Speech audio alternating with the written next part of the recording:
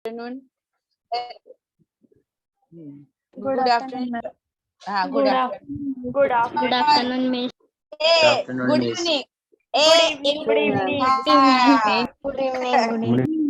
Afternoon हो चुकी बेटा, हम सोकर उठ गए, चाय नाश्ता हो गया, तो अभी इवनिंग शुरू हो गया है ना। तो बेटा हम पिछले लेक्चर में हमने ग्रामर सेक्शन शुरू किया था, जिसमें मैंने आपको काल पढ़ाया था। ओके बेटा, जिसमें मैंने आपको काल के जो मुख्यत्वे 3 भेद है, वर्तमान काल, भूतकाल और भविष्य काल, present tense, past tense, then future tense. Okay, और इसी के 3 प्रकार है। वर्तमान काल के सामान्य वर्तमान काल, अपूर्ण वर्तमान काल, पूर्ण वर्तमान काल। ओके, देन भूतकाल के भी सामान्य भूतकाल, अपूर्ण भूतकाल और पूर्ण भूतकाल, है ना। तो चलो थोड़ा रिवीजन कर लेते, देन हम आगे बढ़ते। चलो मैं ग्रामर शेयर की स्क्रीन पर, और उसी को देखते हुए हम आगे बढ़ते हैं। ओके बेटा,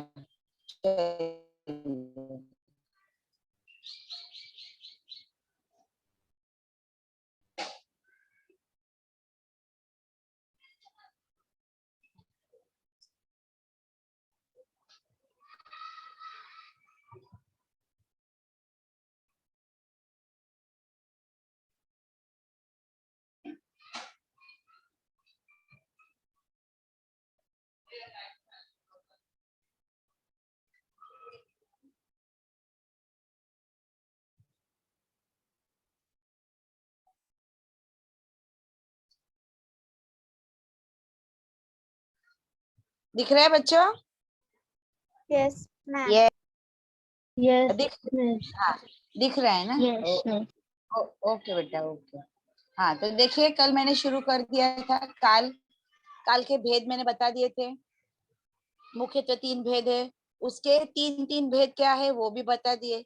सामान्य वर्तमान काल में मैंने बोला आपको ये बातें याद रखे। कौन सी? सामान्य वर्तमान काल में आपको क्या याद रखना है, ये देखिए बता दिया था मैंने।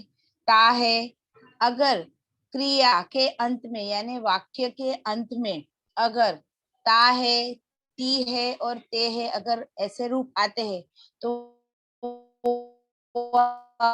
हमारा क्या है? आपका वॉइस ब्रेक हो रहा है। Miss voice is ma'am breaking. Voice is उसके बाद ma'am voice breaking. Ma'am voice break हो रहा है। पूर्ण में क्या आएगा? वाक्य के अंत में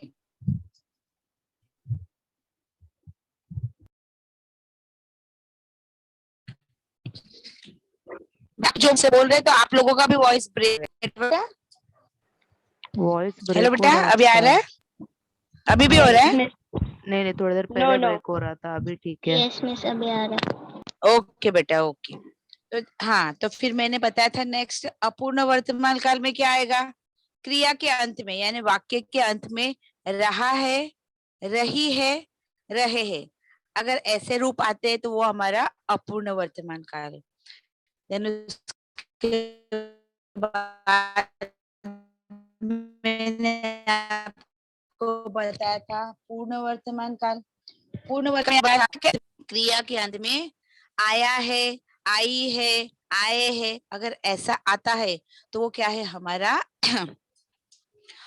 पूर्ण वर्तमान काल। ओके, उसके बाद मैंने आपको भूतकाल बताया। भूतकाल में मैंने आपको बताया सामान्य भूतकाल में हमेशा कभी भी था, थी, थे का प्रयोग नहीं होता है। सामान्य भूतकाल में कभी भी था, थी, थे का प्रयोग नहीं होगा। वहां डायरेक्टली आया, आई, आए, उठा, उठी, उठे, बोला, बोली, बोले, इस तरह के रूप पाए जाएंगे वाक्य के अंत में। ओके, उसके बाद मैंने आपको बताया अपूर्ण भूतकाल। अपूर्ण भूतकाल, अपूर्ण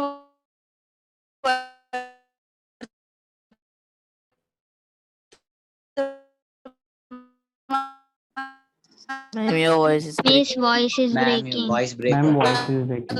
इज ब्रेकिंग। ही मैम रहेगा, वॉइस इज ब्रेकिंग। मगर अब में क्या रहेगा? Yes yes yes, I know. अभी अभी आ रहा है। आ रहे हैं ना? अभी आ अच्छा, रहा है। अभी आ हाँ, रहा है। अच्छा, मैं धीरे धीरे बोलती हूँ तो आपको समझ में आएगा। अभी आ रहा है ना? हाँ Yes, मिस। miss. यस अभी आ रहा है। ओके ओके, हाँ। तो यहाँ अपूर्ण भूतकाल में है की जगह पर था आएगा। ओके, जैसे रहा था, रही थी, रहे थे, ये है हमारे अपूर्ण वर्तमान काल के रूप, सॉरी अपूर्ण भूतकाल के रूप। ओके, देन उसके बाद है हमारा पूर्ण भूतकाल। पूर्ण भूतकाल में मैंने आपको बताया था कि क्रिया के अंत में यानी वाक्य के अंत में आया था, आए थे, है ना। आया था, आई थी, आए थे, कहा था, कही थी, कहे थे। ओके, अंत में था, थी, थे का प्रयोग होता है। कहाँ? पूर्ण भूतकाल में। क्लियर बेटा? Yes ma'am. Yes, okay, miss. हाँ। तो आज फिर हम आगे बढ़ते हैं भविष्य काल की ओर। ओके, तो भविष्य काल बोले तो फ्यूचर टेंस यानी भविष्य में होने वाली बात। तो देखिए उसके डेफिनेशन पहले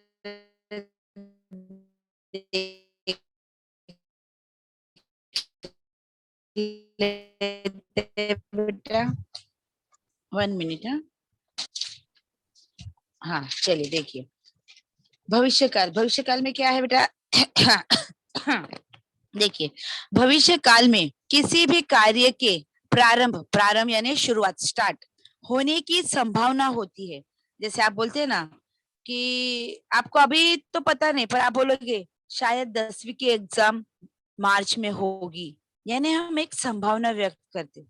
मार्च में भी हो सकती है, मई में भी हो सकती है, क्योंकि कोरोना की वजह से हमें यह पता नहीं है, फिर भी हम एक तरह की संभावना व्यक्त करते हैं। तो कहने का मतलब है कि भविष्य काल में किसी भी कार्य के प्रारंभ यानी स्टार्ट होने की संभावना होती है, जिस क्रिया से यह पता चले कि अब क्रिया सामान्य रूप से भविष्य में होने वाली है, उसे भविष्य काल कहते हैं। जैसे आप लोग बोलते हैं ना, मैंने एक टाइम टेबल बना लिया है, अगले हफ्ते से मैं ग्रामर पढ़ूंगा, उसके अगले हफ्ते से मैं लैंग्वेज पढ़ूंगा, यानी एक भविष्य में कोई चीज शुरुआत करने की आप संभावना व्यक्त कर रहे हो, तो उसे कहते हैं भविष्य काल। ओके, अभी देखो जैसे देख इधर देखिए, मैं पढ़ाई करूंगा, अगले हफ्ते से मैं सीरियसली पढ़ाई करूंगा, यानी एक संभावना व्यक्त करते हो। फिर आप करते हो कि नहीं करते हो वो आप पे डिपेंड है। ओके, जैसे वह मुझसे शाम को मिलेगा, आपका कोई दोस्त है, उसने आपको मैसेज किया है कि हम शाम को मिलते, तो आप एक तरह की संभावना व्यक्त कर रहे हो कि वह मुझे शाम को मिलेगा। वो शाम को मिल भी सकता है या नहीं भी मिल सकता है, पर एक संभावना व्यक्त की जा रही है। अभी आगे देखिए सामान्य भविष्य काल। सामान्य यानी सिंपल, हाँ, सिंपल फ्यूचर टेंस। उसमें क्या है? जिस क्रिया द्वारा, जो भी क्रिया, जो भी कार्य, काम, जिस क्रिया द्वारा आने वाले समय का बोध होता है, यानी आने वाला समय, बीता हुआ समय, जो समय चल रहा है वो नहीं, आने वाला समय। हम बोलते हैं ना शायद आने वाले समय में, सब बोलते हैं ना कि अभी तो कुछ नहीं, पर और भी आने वाले समय में कोरोना का तीसरा कहर आने वाला है ना, तीसरा चरण आने वाला है, कहते हैं ना मराठी में बोलते हैं तिसरी लाट येणार आहे, मुलांनो घरामध्ये बसा कारण आता कोरोनाची तीसरी लाट येणार है, ऐसी संभावना व्यक्त की जा रही है ना बच्चों, समझ रहे हो ना? हाँ miss. Yes, miss. Yes yes yes. तो जिस क्रिया द्वारा आने वाले समय का बोध होता है, उस क्रिया को सामान्य भविष्यकाल कहते हैं। और ज्यादातर इन क्रियाओं के अंत में, यानी ऐसी क्रियाओं के जो वाक्य रहते हैं, सेंटेंस, उनके अंत में गा घी गे के रूप पाए जाते हैं। ये देखिए दिख रहा है, गा गी गे के रूप पाए जाते हैं। जैसे जैसे कहते हैं, एक मिनट,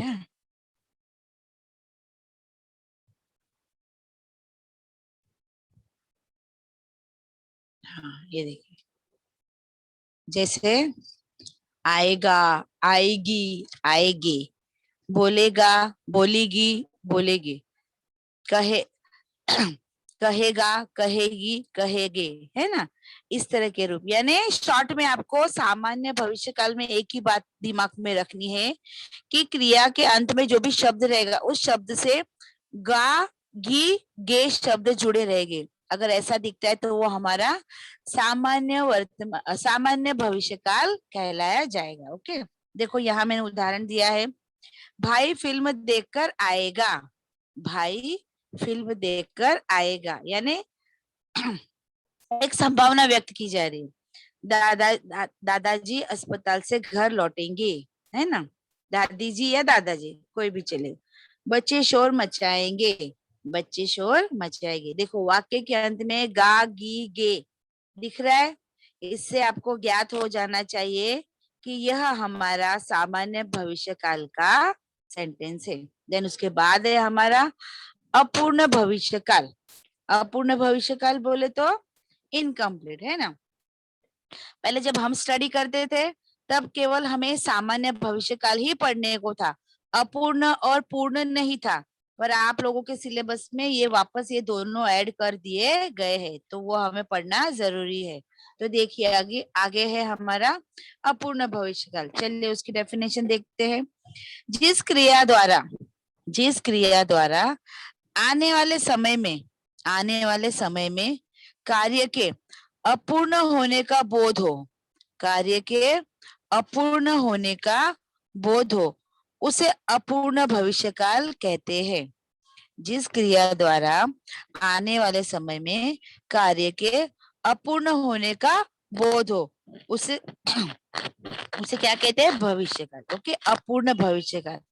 जैसे हम बोलेंगे ना, जैसे अभी आप एक संभावना व्यक्त करोगे, शायद मेरा दोस्त पढ़ रहा होगा, शायद मेरा दोस्त पढ़ रहा होगा।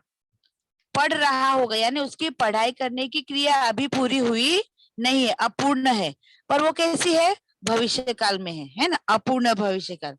तो इस क्रिया के अंत में किस तरह के रूप पाए जाते हैं, ये देखिए। इस क्रिया के अंत में किस तरह के रूप पाए जाते हैं, तो देखा, रहा होगा, रही होगी, रहे होगे। रहा होगा, रही होगे, रहे होगे, या फिर रहा होगा के रूप पाए जाते हैं, है ना बेटा। भविष्य काल की, अपूर्ण भविष्य काल की क्रिया के अंत में यानी सेंटेंस या फिर वाक्य के अंत में किस तरह के रूप रहते हैं, तो इस तरह के, रहा होगा, रही होंगी, रहे होंगे, या रहा होगा के रूप पाए जाते हैं। अभी देखिए यहाँ मैंने आपको देखो, बच्चा आ रहा होगा, है ना, बच्चा खेलने गया है या स्कूल गया है पर वो अभी तक लौटा नहीं है, तो संभावना व्यक्त कर रहे हैं कि शायद अभी 5 बज गए तो बच्चा स्कूल से आ रहा होगा, या मैदान में खेलने गया तो वहां से आ रहा होगा, है ना। माँ बाजार जा रही होगी, शाम का समय है, सब्जी लेना है, तो हम संभावना व्यक्त करते हैं। क्या संभावना व्यक्त करते हैं? कि माँ बाजार जा रही होंगी, है ना। पिताजी दफ्तर से छूट रहे होंगे, हमें मालूम है कि पिताजी हमारे दफ्तर यानी ऑफिस से ठीक 5 बजे छूट जाते हैं, तो हम संभावना व्यक्त करते हैं कि पिताजी दफ्तर से छूट रहे होंगे, है ना। यानी अपूर्ण भविष्य काल, पूरी तरह से नहीं बोले कि घर पे आ गए हैं या आएंगे, नहीं, आ रहे होंगे, है ना। बच्चों को भूख लग रही होंगी, जैसे शाम का समय है, घर पे बच्चे हैं तो कुछ ना कुछ तो खाने को चाहिए, तो हमें पता चलता है कि शायद बच्चों को भूख लग रही होगी, यानी संभावना व्यक्त करते हैं। मैं खाना बना रही होंगी, मैं खाना बना रही होंगी, है ना, या माँ खाना बना रही होंगी, यानी अभी शाम का समय है, सो हमें पता है कि माँ अभी खाना बनाने के लिए किचन में चली गई होगी, तो हम संभावना व्यक्त करते हैं कि माँ खाना बना रही होंगी, है ना बेटा। तो देखो वाक्य के अंत में यानी क्रिया के अंत में रहा होगा, रही होंगी, रहे होंगे, रही होंगी या रही होंगी के रूप अगर आते हैं तो वह हमारा अपूर्ण भविष्य काल कहलाया जाएगा। वह सेंटेंस हमारा क्या कहलाया जाएगा? अपूर्ण भविष्य काल। ओके, हाँ, देन आगे लास्ट वन देखिए, पूर्ण भविष्य काल। समझ रहे हो ना बेटा? Yes, miss. हाँ, Yes, miss. ओके Yes, बेटा, miss. ओके, हाँ। अभी है हमारा पूर्ण भविष्य काल, तो उसकी डेफिनेशन देखिए। मैं वापस एक बार कहती हूँ, ये जो डेफिनेशन यानी परिभाषा है वो एग्जाम में आती नहीं है, फिर भी आपको समझाने के लिए वह मैं बताती हूँ। सिर्फ एक बार ध्यान दोगे तो आपको भी अच्छे से समझ में आ जाएगी। ओके, चलिए देखते हैं आगे। जिस क्रिया द्वारा आने वाले समय में कार्य के पूर्ण होने का बोध हो, उसे पूर्ण भविष्य काल कहते हैं। यानी आने वाले समय में, जैसे अब एक एग्जांपल दो, कोई बिल्डिंग हमारे सामने बन रही है, तो हम अगर कोई हमें पूछता है कि अरे बाबा ये बिल्डिंग का काम कब तक चलेगा, तो हम एक संभावना व्यक्त करते हैं उसके सामने कि 2021 या 22 में ये बिल्डिंग पूरी तरह से बनकर रेडी हो जाएगी, है ना। यानी आने वाले समय में कार्य का पूर्ण होने का, यानी कोई भी कार्य है वो पूरा होने का अगर बोध होता है तो उससे हम पूर्ण भविष्य काल कहते हैं। इन क्रियाओं के अंत में, पूर्ण भविष्य काल की जो क्रियाएं होती है, उन क्रियाओं के अंत में आ होगा, ई होगी, ए होगी, या फिर आ चुका होगा, आ चुकी होंगी, आ चुके होंगे के रूप पाए जाते हैं। ओके बेटा, यानी यानी आया होगा, आई होंगी, आए होंगे, इस तरह के। ओके, अभी यहाँ दिया है, देखो दिख रहा है बेटा, है ना। तो देखो, जैसे आया होगा, आई होंगी, आए होंगे, बोला होगा, बोली होगी, बोले होंगे, इस तरह के उस वाक्य के या क्रिया के अंत में इस तरह के रूप पाए जाते हैं। दो तरह से आते हैं, देखो मैंने दोनों एग्जाम्पल आपको दिए हैं। देखो यहाँ राम आया होगा या फिर राम आ चुका होगा, ये दोनों रूप आप लिख सकते हो। परिवर्तन करते समय अगर आपको लिखना है तो दोनों लिख सकते हो। ओके, दोनों ही राइट माने जाएंगे। माँ बाजार गई होगी या माँ बाजार जा चुकी होंगी। बच्चे सोकर उठे होंगे, बच्चे सोकर उठ चुके होंगे। आया होगा, गई होंगी, उठे होंगे, या आ चुका होगा, जा चुकी होंगी, या उठ चुके।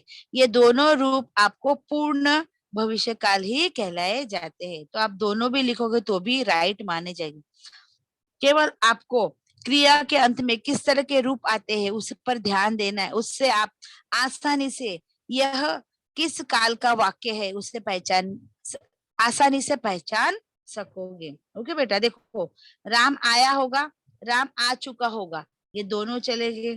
माँ बाजार गई होगी, माँ बाजार जा चुकी होगी, ये दोनों रूप चलेंगे।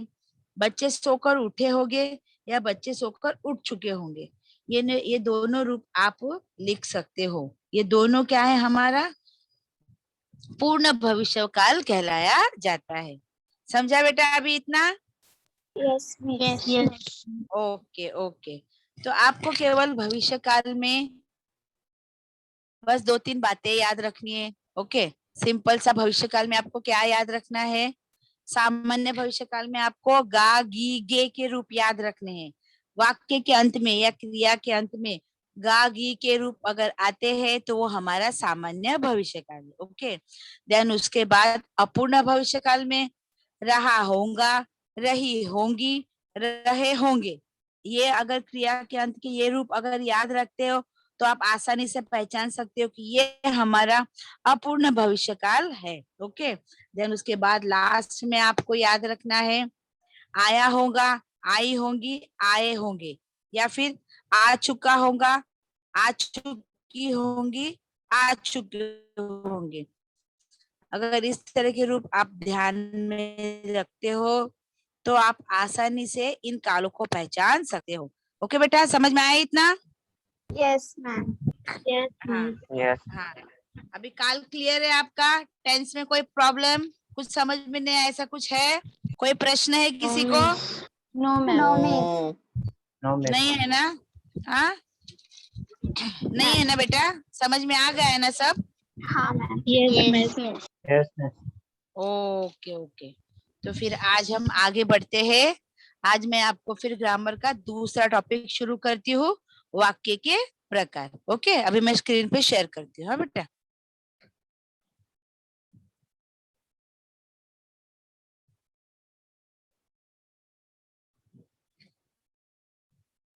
One minute.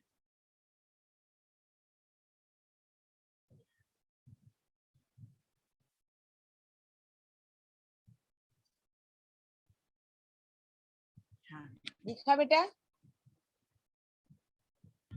Yes, miss. हाँ, अच्छा, हाँ अच्छा बेटा, बाद में मैं ये काल है वो भेज दूंगी, केशव सर को दे दूंगी, वो आपको भेज देंगे।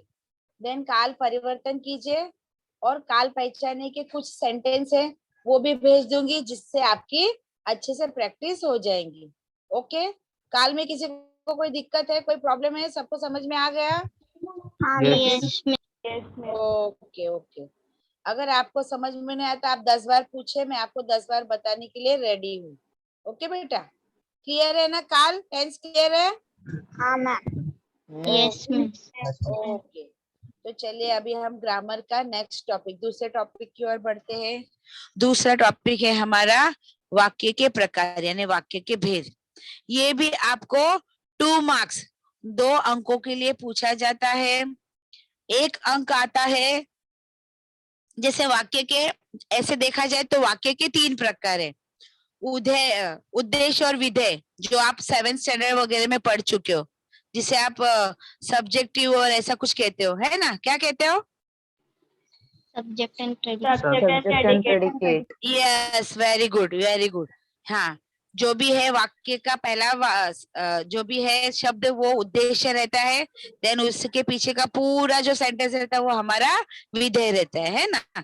सब्जेक्टिव है ना, वो जो है आपका इंग्लिश में बोलते हैं वो प्रेडिकेट। ओके, तो यहाँ पर हमें वाक्य का जो पहला प्रकार है उद्देश्य और विधेय, वो नहीं पढ़ना है। यहाँ केवल हमें वाक्य के 2 ही प्रकार पढ़ने हैं, रचना की दृष्टि से और अर्थ की दृष्टि से, यानी रचना के आधार पर और अर्थ के आधार पर वाक्य के 2 प्रकार ही हमें पढ़ने हैं। तो यहाँ रचना की दृष्टि से, यानी रचना के आधार पर जो वाक्य के प्रकार आते हैं वो एग्जाम में पहचानने के लिए आते हैं, 1 अंक के लिए। रचना की दृष्टि से नीचे दिए गए वाक्यों को पहचानो, वो 1 अंक के लिए आता है। और दूसरा अंक आता है अर्थ की दृष्टि से, यानी अर्थ के आधार पर वाक्य परिवर्तन कीजिए। आपको वाक्य दिया रहेगा और उसके ब्रैकेट में वाक्य को किस रूप में परिवर्तित करना है, विधानार्थक, निषेधार्थक, प्रश्नार्थक, आज्ञार्थक, उस तरह का आपको दिया गया। शायद बेटा किसी का तो माइक चालू है, देख लीजिए। Thank you. चलिए, तो इस तरह के रहेंगे। तो अर्थ की दृष्टि से वाक्य परिवर्तन किस तरह करना है वो भी मैं आपको बता दूंगी। ओके, चलिए, तो अभी सर्वप्रथम शुरू करते हैं वाक्य के भेद। तो पहले हम देख लेते हैं यहाँ वाक्य की परिभाषा। ओके, वाक्य को हम इंग्लिश में सेंटेंस कहते हैं। हाँ बेटा, तो वाक्य के भेद में सबसे पहले हम देखते हैं वाक्य की परिभाषा, यानी डेफिनेशन। ओके, चलिए। शब्दों के उस रूप, शब्दों के उस समूह को जिससे कोई बात स्पष्ट रूप से जानी जाती है, अर्थात जिससे किसी बात का पूरा तात्पर्य स्पष्ट होता है, उसे वाक्य कहते हैं। देखो, आप देखोगे तो छोटे बच्चे जब बोलना सीखते तो डायरेक्टली पूरा सेंटेंस नहीं बोलते हैं, वो छोटी छोटी, जैसे उन्हें पानी चाहिए तो मामा, पापा, ऐसे एक एक शब्द को जोड़कर वह कहते हैं, है ना?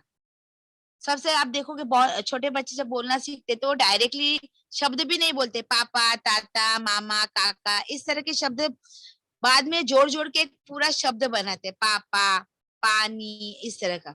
और बाद में उन्हीं शब्द को जोड़ के वो पूरा, यानी उन शब्दों का समूह तैयार, उस ग्रुप से ही फिर वाक्य की रचना होती है ना? जैसे छोटा बच्चा पहले पापा, मामा बोलता है, फिर क्या बोलता है? मामा मुझे पानी चाहिए। तब वह पूरा समूह, यानी शब्दों का एक समूह तैयार कर देता है, और उस शब्द को जब स्पष्ट होता है, यानी हमें फिर उसका तात्पर्य तात्पर्य यानी उसका मीनिंग, अर्थ हमारे हमारे सामने क्लियर होता है, तब हमें पता चलता है कि छोटे बच्चे को पानी चाहिए, है ना। तो यही बात मैं बताने का प्रयास कर रही हूँ आपको कि शब्दों के उस समूह को जिससे कोई बात स्पष्ट हो, शब्दों के समूह से जैसे कोई बात स्पष्ट हो, कोई बात क्लियर हो, अर्थात जिससे किसी बात का पूरा तात्पर्य हमारे समझ स्पष्ट हो, क्लियर कट हो, तो उसे हम वाक्य कहते हैं। समझ रहे हो ना बेटा? हाँ मिस। यस। Yes, miss. हाँ हाँ, जैसे वाक्य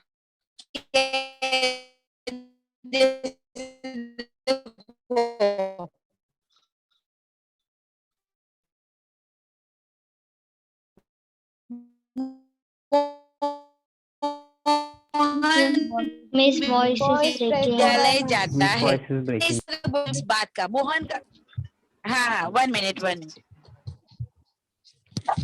हाँ, अभी आ रहा है बेटा? हाँ मिस। हाँ हाँ, हाँ miss. हाँ Yes, बेटा, वो miss. हाँ हाँ, वो थोड़ा नेटवर्क का इशू रहता है तो कभी कभी थोड़ा होता है। अभी आ रहा है ना बेटा? हाँ मिस। हाँ yes okay. Ma'am. Yes, miss. चलिए आगे देखते हैं। यानी कहने का मतलब है कि मोहन विद्यालय जाता है, वाक्य के माध्यम से मोहन का विद्यालय जाने का तात्पर्य स्पष्ट होता है ना। मैं पत्र लिखता हूँ या लिखता है ना।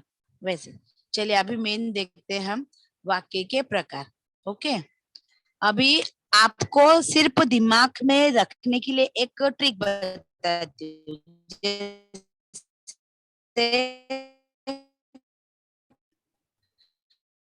फिर से ब्रेक हो रहा है। हम Ma'am, voice is breaking. Ma'am, कि voice वाक्य breaking. नामक एक आदमी है, आपका नाम क्या है? ओके, सेंटेंस उसकी 2 बेटियां हैं।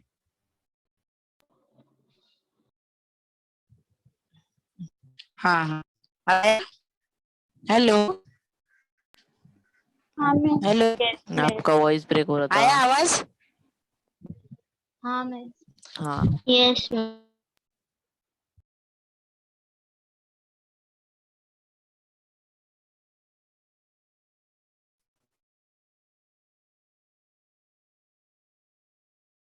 हाँ, मिस वापस ब्रेक हो रहा फिर से ब्रेक हो रहा है। Miss फिर से break हो रहा है. जो पता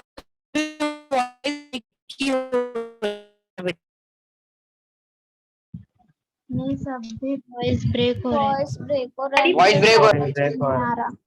वॉइस ब्रेक हो रहा है.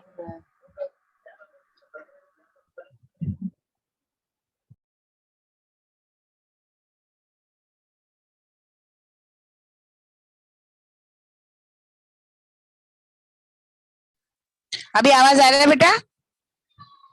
हाँ हेलो, मिस। Yes, miss. अभी आवाज आ रहा है ना? हाँ, मैं फिर से ओके, मैं फिर से जो है ये करती हूँ, आपको स्क्रीन शेयर करती हूँ। ओके बेटा?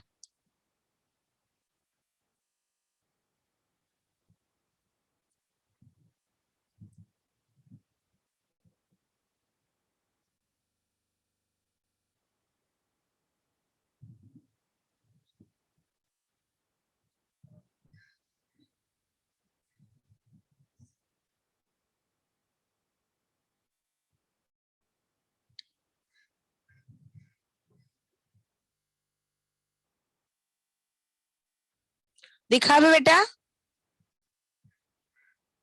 Hello, Yes, miss.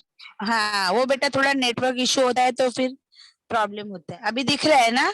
आवाज भी आ रहा है ना? Yes, Yes. ओके, तो मैं क्या बोल रही थी आपको कि आपके दिमाग में रखने के लिए मैं एक ट्रिक बता रही हूँ। जैसे मैं बोल रही हूँ आपको कि वाक्य नामक एक एक आदमी है, एक पर्सन है जिसका नाम वाक्य है।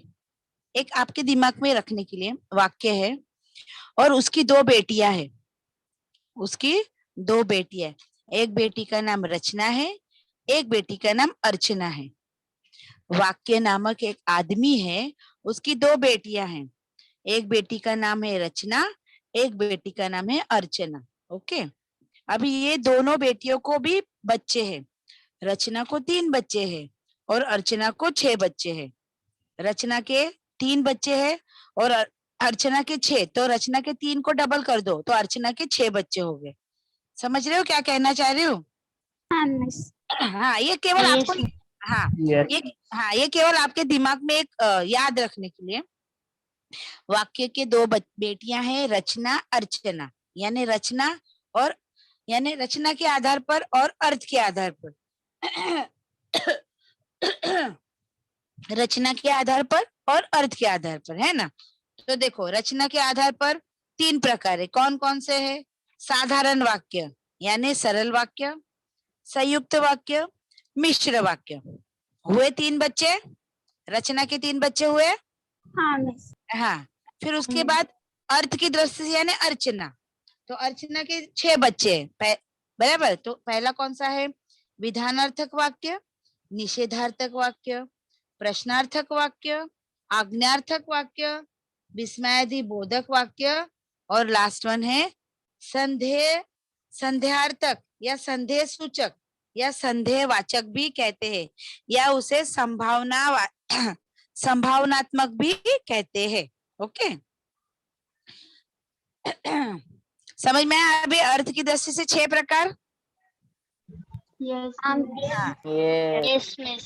हाँ, तो यही बात आपका दिमाग में बिठाने के लिए मैं एक ट्रिक बोली कि वाक्य नामक एक आदमी है, उसकी 2 बेटियां हैं, रचना और अर्चना। रचना के 3 बच्चे हैं और अर्चना के 6 बच्चे हैं, है ना। तो रचना के 3 बच्चे कौन से? साधारण वाक्य, संयुक्त वाक्य, मिश्र वाक्य। और अर्चना के 6 बच्चे कौन से? विधानार्थक वाक्य, निषेधार्थक वाक्य, प्रश्नार्थक वाक्य, आज्ञार्थक वाक्य, विस्मयादि बोधक वाक्य और संदेहार्थक वाक्य। ये 6 प्रकार है आपको।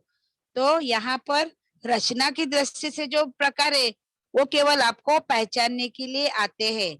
रचना की दृष्टि से नीचे दिए गए वाक्यों को पहचानिए, तो वो वाक्य साधारण है, संयुक्त है या मिश्र है, ये केवल आपको पहचानना रहता है। और अर्थ की दृष्टि से जो वाक्य के प्रकार आते हैं उसमें बेटा आपको वाक्य परिवर्तन करना आता है। ओके, सेंटेंस दिया रहेगा और ब्रैकेट में देंगे के दिए हुए वाक्यों को विधानार्थक बनाइए, निषेधार्थक बनाइए या प्रश्नार्थक बनाइए। तो ये वाक्य सारे पढ़ाने के बाद किस तरह परिवर्तन करना है वो भी मैं आपको बता दूंगी। क्लियर है इतना? हाँ miss. Yes, Yes. yes, miss. हाँ, तो चलिए अभी आगे देखते हैं। रचना पर आधारित यानी रचना की दृष्टि से वाक्य के प्रकार। बराबर। तो पहला है हमारा साधारण वाक्य। ओके, साधारण बोले तो सिंपल सेंटेंस। ओके, जिस वाक्य में केवल एक कर्ता अर्थात उद्देश्य, कर्ता बोले तो जो उसका क्या उद्देश्य होता है वो, और केवल एक ही क्रिया, एक ही विधेय होता है, उन्हें हम साधारण या सरल वाक्य कहते हैं। यानी सिंपल सा आप दिमाग में फिट कर दो, वाक्य में एक कर्ता, एक कर्म और एक क्रिया अगर सिंपल सी आती है तो वो हमारा क्या है? साधारण वाक्य है। ओके, जैसे देखो, राम बाजार जाता है, सिंपल सी बात है। राम कौन है? हमारा कर्ता है, बाजार कर्म है और जाता है उसकी क्रिया है। तो ये क्या हुआ? हाँ, तो ये क्या हुआ? हमारा सिंपल सा सरल वाक्य। केवल कई बार क्या होता है, वाक्य में 2 से अधिक कर्ता आते हैं। कर्ता यानी कार्य करने वाला। जैसे राम सोहन मोहन बाजार जाते हैं। राम सोहन मोहन बाजार जाते हैं। केवल कभी कभी ही ऐसा होता है कि 1 से या 2 से अधिक कर्ता आते हैं। बाकी कर्म और क्रिया वाक्य में सिर्फ एक ही रहती है ना। देखो, राम सोहन मोहन बाजार जाते हैं, तो राम सोहन मोहन क्या है? कर्ता है, बाजार कर्म है और जाते हैं उनकी क्रिया है। तो इस तरह का सिंपल से वाक्य आते हैं। अभी देखो नीचे दिया है मैंने, भाई पुस्तक पढ़ता है, भाई करता है, पुस्तक कर्म है और पढ़ता है उसकी क्रिया है। ओके, यानी कहने का मतलब है कि वाक्य में अगर कर्ता कर्म और क्रिया आती है तो वो हमारा क्या है, साधारण यानी सिंपल सरल वाक्य है। दिव्या ने गृह कार्य किया, दिव्या करता है, गृह कार्य कर्म है और किया उसकी क्रिया। देखो अभी एक थर्ड वन देखिए, करामत अली ने गाय को चारा खिलाया। अभी करामत अली करता है, गाय करता है, चारा कर्म है और खिलाया उसकी क्रिया है। तो कर्ता 2 बार है, एक कर्म है और क्रिया है। यानी आपको ध्यान देना है कि वाक्य में कर्ता कर्म क्रिया अगर आती है तो वो हमारा सरल सिंपल साधारण वाक्य कहलाया जाता है। ओके, बहुत कम यानी रे बोलते हैं ना, वैसे बहुत कम 2 या 2 से अधिक कर्ता आते हैं, बाकी वाक्य में एक ही कर्ता, एक ही कर्म और एक ही क्रिया आती है। अगर ऐसा आता है तो वो हमारा क्या है, साधारण यानी सरल वाक्य कहलाया जाता है। समझा बच्चा? Yes. ओके ओके, हाँ। देन नेक्स्ट है हमारा संयुक्त वाक्य। संयुक्त को कंपाउंड सेंटेंस भी कहते हैं। अभी देखिए, जिस वाक्य में यानी सेंटेंस में 2 या 2 से अधिक वाक्य हो, यानी एक सेंटेंस है पर उसी सेंटेंस में कई बार 2 वाक्य आते अलग से स्वतंत्र, ओके, किंतु वे एक दूसरे से आश्रित यानी डिपेंड या फिर निर्भर न होकर अपना स्वतंत्र अर्थ रखते हो, उन्हें संयुक्त वाक्य कहते हैं। कहने का मतलब है कि 2 अलग वाक्य हो, एक ही सेंटेंस है पर उसी सेंटेंस में 2 अलग अर्थ बताने वाले अलग वाक्य रहते हैं, यानी 2 स्वतंत्र वाक्य रहते हैं। ओके, मैं एग्जांपल बताऊंगी तो आपको समझ में आ जाएगा। कहने का मतलब यही है कि 2 स्वतंत्र अलग अपना अर्थ बताने वाले अगर वाक्य है तो यानी वह पहला वाक्य दूसरे वाक्य पे निर्भर नहीं है, डिपेंड नहीं है, दोनों वाक्य अपना अलग अलग अर्थ दर्शा रहे हैं, यानी स्वतंत्र रूप से वह दोनों वाक्य अलग है। ओके, इन संयुक्त वाक्यों को जोड़ने के लिए 2 अलग स्वतंत्र अर्थ रखने वाले 2 अलग स्वतंत्र अर्थ रखने वाले वाक्यों को अगर जोड़ना है तो उसके लिए हमें समुच्चय बोधक अवयव का प्रयोग करना पड़ता है। समुच्चय बोधक अवयव के कुछ शब्द है, उन शब्दों के द्वारा हम संयुक्त वाक्यों को जोड़ सकते हैं। तो वो कौन से शब्द है, देखो यहाँ मैंने दिया है, जैसे लेकिन, परंतु, अथवा, इसलिए, तथा, और, तभी, फिर भी, किंतु, है ना, क्योंकि, बल्कि, अतः, या आदि। इस तरह के समुच्चय बोधक शब्दों के द्वारा हम संयुक्त वाक्यों को जोड़ने का काम करते हैं। अभी देखो यहाँ मैंने कुछ वाक्य दिए हैं, उदाहरण देखिए, जैसे आपको पता चलेगा कि किस तरह के 2 अलग स्वतंत्र वाक्य होते हैं। देखो, हम सब पहुंच गए, हम सब पहुंच गए, वे नहीं आए, वे नहीं आए। हम सब पहुंच गए एक अलग वाक्य हुआ, वे नहीं आए एक अलग वाक्य हुआ, है ना। अब ये दोनों वाक्यों को जोड़ने के लिए हम समुच्चय बोधक अवयव के शब्द का प्रयोग करते हैं। तो यहाँ मैंने परंतु शब्द लिया। देखो अभी फिर से वाक्य देखिए, हम सब पहुंच गए परंतु वे नहीं आए, हम सब पहुंच गए परंतु वे नहीं आए। समझ रहे हो बेटा? Yes. Yes, sir. हाँ Yes, miss. हाँ वही। तो देखो कैसे अलग स्वतंत्र वाक्य अलग अर्थ बताने वाले या अलग अर्थ दर्शाने वाले 2 स्वतंत्र अवयव को, 2 स्वतंत्र वाक्यों को जोड़ने के लिए हमने समुच्चय बोधक अवयव का प्रयोग किया है। अभी दूसरा वाक्य देखिए, तुम यहाँ आओ, तुम यहाँ आओ एक वाक्य हुआ, वहां चली जाओ, वहां चली जाओ दूसरा वाक्य हुआ। अब ये दोनों स्वतंत्र अलग अर्थ दर्शाने वाले वाक्यों को जोड़ने के लिए हमने यहाँ समुच्चय बोधक अवयव अथवा का प्रयोग किया है।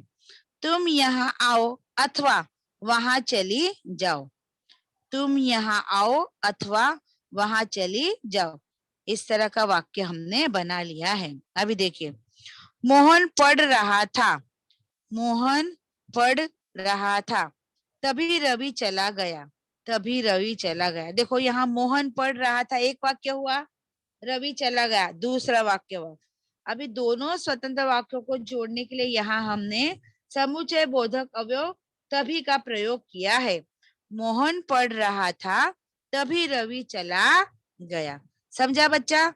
एक ही वाक्य में दो अलग अर्थ दर्शाने वाले वाक्यों को जोड़ने के लिए हमने यहाँ समुच्चय बोधक अवयव का प्रयोग किया है। समझ रहे हो बेटा? हाँ मिस। Yes, miss. हाँ Yes. समझ में आया? हाँ हाँ समझ। हाँ ओके ओके, तो वही बात मैं यहाँ आपको बताने का प्रयास कर रही हूँ कि दो अलग स्वतंत्र वाक्यों को जोड़ने के लिए यहाँ हमने समुच्चय बोधक अवयव का प्रयोग किया। ओके, देन उसके आगे है हमारा मिश्र वाक्य, कॉम्प्लेक्स सेंटेंस कहते हैं जिसे। तो देखिए उसकी डेफिनेशन, जिन वाक्यों में एक मुख्य या प्रधान वाक्य हो और अन्य उस पर आश्रित उपवाक्य हो, आश्रित यानी डिपेंड होना, तो उसे मिश्र वाक्य कहते हैं। अभी देखो सिंपल समझने के लिए, पहला वाक्य दूसरे वाक्य पर निर्भर होता है, पहला वाक्य दूसरे वाक्य पर निर्भर होता है यानी डिपेंड होता है। इन वाक्य में मुख्य उद्देश्य और मुख्य विधेय के अलावा एक से अधिक क्रियाएं भी होती है। ओके, इसमें क्या होता है, मुख्य उद्देश्य के अलावा, मुख्य विधेय के अलावा एक और अधिक क्रियाएं भी होती है। सिंपल सा दिमाग में फिट कर लो, पहला वाक्य दूसरे वाक्य पर डिपेंड होता है, निर्भर होता है, आश्रित होता है। ओके, देखो उसमें आपको इस तरह के शब्द दिखेंगे तो आप तुरंत उसे पर यानी आपको तुरंत पता चल जाएगा कि यह मिश्र वाक्य है। देखिए एक उदाहरण दिया है मैंने, जो सो, जब तब, वहां जहां, ऐसे वैसे, मैं की, जो की आदि के रूप पाए जाते हैं। यानी वाक्य में इस तरह के रूप आएंगे तो आप तुरंत उसे पहचान जाओगे। अभी देखो मैं वाक्य बता रही हूँ आपको तो आप समझ जाओगे। जो करेगा सो भरेगा, है ना, पहला वाक्य दूसरे वाक्य पे डिपेंड, जो और सो। जो करेगा यानी जो जैसा कर्म करेगा भगवान उसे वैसा फल देंगे, है ना। अगर गलत काम करता है तो उसे अपनी गलती की सजा, पनिशमेंट मिलेगी, अगर अच्छा काम करता है तो उसे अच्छा ही मिलेगी। जो करेगा जो करेगा सो भरेगा, है ना। अभी दूसरा देखिए वाक्य, यदि परिश्रम करोगे तो सफल हो जाओगे। यदि परिश्रम यानी मेहनत, यानी कहने का मतलब अगर अच्छी पढ़ाई करोगे तो आप अपने जीवन में हम सक्सेस हो जाओगे, सफल हो जाओगे। 10वीं कक्षा में अगर आप शुरुआत से अच्छी पढ़ाई करोगे तो आपका रिजल्ट अच्छे अंकों से मिलेगा, यानी अच्छे परसेंटेज आपको मिलेगी। तो कहने का मतलब है पहला वाक्य दूसरे वाक्य पर डिपेंड है। अगर मेहनत करोगे तभी पास होगे, अगर मेहनत नहीं करोगे तो आप सफलता प्राप्त नहीं कर पाओगे। समझ रहे हो मैं क्या कहना चाह रही हूँ? Yes Yes, miss. हाँ, यानी मिश्र वाक्य में हमेशा एक वाक्य दूसरे वाक्य पे डिपेंड रहता है यानी आश्रित। ओके, जैसे देखो, यदि परिश्रम करोगे तो सफल हो जाओगे, फिर जैसा करोगे वैसा भरोगे, जब तुम बोलो तब मैं आ जाऊं, जैसा करोगे वैसा भरोगे। मैं देखो जैसा वैसा, जो करोगे वो सो भरोगे, जो सो, यदि परिश्रम करोगे तो सफल हो जाओगे, तो यदि और तो, है ना। इस तरह के शब्द अगर वाक्य में आते हैं तो वो हमारा क्या है, मिश्र वाक्य। यानी आपको भी पता चल जाएगा कि पहला वाक्य दूसरे वाक्य पे डिपेंड होता है यानी आश्रित होता है। जब तुम बोलो तब मैं आ जाऊं, जब तब, मैं जानता हूं कि तुम हकलाते हो, मैं जानता हूं कि तुम हकलाते हो, मैं और की, यानी पहला वाक्य दूसरे वाक्य पे डिपेंड है, निर्भर है। कहने का मतलब है कि मिश्र वाक्य में मुख्य वाक्य प्रधान वाक्य हो या उससे अन्य आश्रित उपवाक्य हो, यानी कहने का मतलब है पहला वाक्य दूसरे वाक्य पर डिपेंड हो, निर्भर हो, तो यह वाक्य हमारा मिश्र वाक्य कहलाया जाएगा। समझ रहे हो बेटा? हाँ मिस। Yes. हाँ Yes, miss. हाँ, तो ये हमारे रचना की दृष्टि से जो है उसके ये तीन प्रकार है। ओके, ये देखो रचना की दृष्टि से हमारे 3 प्रकार है, साधारण वाक्य, संयुक्त वाक्य मिश्र वाक्य। साधारण वाक्य सिंपल सेंटेंस, जिसमें कर्ता कर्म क्रिया आई, समझ लो ये क्या है, हमारा सिंपल सेंटेंस है। संयुक्त वाक्य में जब भी वाक्य आएगा, दो स्वतंत्र वाक्य रहेंगे और उसके बीच में उन दो वाक्यों को जोड़ने के लिए समुच्चय बोधक अवयव का प्रयोग किया हुआ आपको नजर आएगा। जैसे किंतु, परंतु, लेकिन, अथवा, क्योंकि, इसलिए वगैरह शब्द अगर आपको नजर आते तो वो आपका वाक्य क्या रहेगा, संयुक्त वाक्य आपका वह रहेगा। देन उसके बाद है मिश्र वाक्य। मिश्र वाक्य में मैंने बताया आपको कि एक वाक्य मुख्य रहेगा या प्रधान वाक्य हो या फिर अन्य उस पर कोई आश्रित वाक्य हो, यानी मुख्य उद्देश्य और मुख्य विधेय के अलावा वाक्य में मुख्य उद्देश्य, यानी उद्देश्य बोले तो कर्ता और विधेय बोले तो क्रिया। ओके, तो मुख्य उद्देश्य और विधेय के अलावा उससे भी अधिक कोई क्रिया होती हो। ओके, यानी सिंपल सा दिमाग में फिट करने के लिए इतना याद रखो, पहला वाक्य दूसरे वाक्य पे डिपेंड है, आश्रित रहता है, निर्भर होता है, तब हम उसे तब हम उसे मिश्र वाक्य कहते हैं। जो करेगा सो भरेगा, है ना। यदि परिश्रम करोगे तो सफल हो जाओगे। अगर इस तरह के वाक्य आते हैं, पहला वाक्य दूसरे वाक्य पे निर्भर है, डिपेंड है, अगर इस तरह का वाक्य आपको दिखाई पड़ता है तो वो आपका क्या है, मिश्र वाक्य कहलाया जाएगा। समझा अभी रचना की दृष्टि पे वाक्य के प्रकार? Yes, miss. Yes, miss. हाँ, है ना। तो ये क्या है आपका रचना की दृष्टि पर वाक्य के प्रकार। अभी मैंने पहले ही बताया आपको कि वाक्य के मुख्यतः दो प्रकार है, रचना की दृष्टि से, अर्थ की दृष्टि से। रचना की दृष्टि से जो वाक्य के प्रकार है वो केवल आपको पहचानने के लिए आएंगे। नीचे रचना की दृष्टि से नीचे दिए गए वाक्यों को पहचानिए। ओके, देन उसके बाद अर्थ की दृष्टि से जो वाक्य है उसमें केवल आपको वाक्य परिवर्तन करना आएगा। ओके, तो अर्थ की दृष्टि से जो वाक्य के प्रकार है वो नेक्स्ट लेक्चर में आपको मैं पढ़ाऊंगी। अभी यहाँ तक काफी है। समझा इतना बेटा? Yes, Yes, miss. Yes. हाँ, अभी किसी को कोई क्वेश्चन पूछना है तो पूछ लो। काल No पढ़ाया, question. हाँ, काल के जो 3 प्रकार पढ़ाए उन तीनों प्रकार के भी 3 प्रकार पढ़ाए। उसमें अगर आपको कोई डाउट है प्रश्न पूछे। अभी मैंने वाक्य के प्रकार पढ़ाए, जिसमें पहला प्रकार पढ़ा है रचना की दृष्टि से। उसके 3 प्रकार है, साधारण वाक्य यानी सरल वाक्य, संयुक्त वाक्य और मिश्र and मिश्र। वाक्य। हाँ, अभी साधारण यानी सरल वाक्य कैसे पहचानोगे? उस वाक्य में क्या होना चाहिए?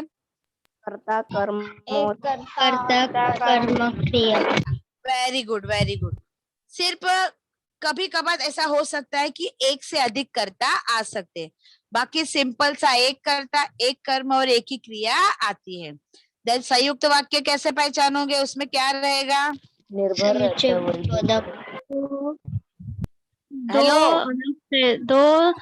दो हाँ, अलग अलग सेंटेंस को ज्वाइन करना। हाँ, दो अलग सेंटेंस को ज्वाइन करते हैं। अभी यस, अथवा वैसा। हाँ, संयुक्त वाक्य में क्या रहेगा? दो अलग वाक्य, दो स्वतंत्र वाक्य रहेंगे। उन स्वतंत्र वाक्यों को जोड़ने के लिए हम वहां पर समुच्चय बोधक नीति। यस, समुच्चय बोधक अवयव के समुच्चय बोधक जो शब्द है, जैसे अथवा, किंतु, परंतु, क्योंकि, इसलिए वगैरह जो शब्द है, उन शब्दों के द्वारा हम वो दो अलग स्वतंत्र वाक्यों को जोड़ने का काम करेंगे। ओके, देन मिश्र वाक्य कैसे रहेगा बच्चा? जो मेहनत एक करेगा दूसरे के ऊपर 10 सेकेंड सेंटेंस पे डिपेंड रहेगा। रहता है। यस, यस, दूसरे पे डिपेंड रहता है। यस। मिश्र वाक्य में पहला वाक्य दूसरे वाक्य पर निर्भर यानी डिपेंड रहेगा। यदि परिश्रम करोगे तो सफल हो तो जाओगे, सफलता है ना। हाँ, यानी जैसा करोगे वैसा वैसा भरोगे। भरो। हाँ, यानी पहला वाक्य दूसरे वाक्य पे डिपेंड रहेगा। समझा इतना बेटा? Yes, miss. ओके, ओके, चलेगा। ओके, तो फिर अभी यहाँ मैं लेक्चर स्टॉप करती हूँ। देन नेक्स्ट लेक्चर में अर्थ की दृष्टि से वाक्य के प्रकार देखेंगे। अभी यहाँ तक सबको क्लियर है बच्चा? Yes, miss. किसी को कोई प्रॉब्लम, कोई दिक्कत नहीं समझ में आया, ऐसा कुछ है? No, miss. ओके, ओके, चलेगा। ओके बेटा, take care, bye. Keshav sir, hello Keshav sir,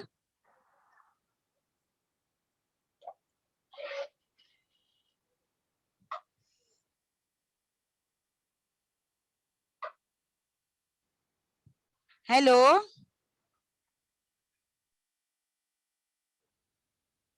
hello बच्चों, सर नहीं है क्या?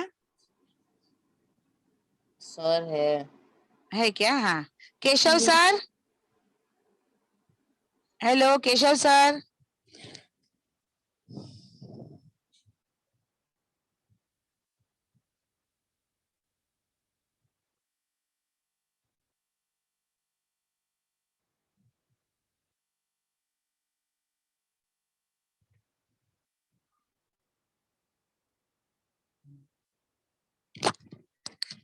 हेलो केशव सर, हेलो, हाँ केशव सर, येस मॅम. हाँ सर चालेल. तर मग आता इथे मी लेक्चर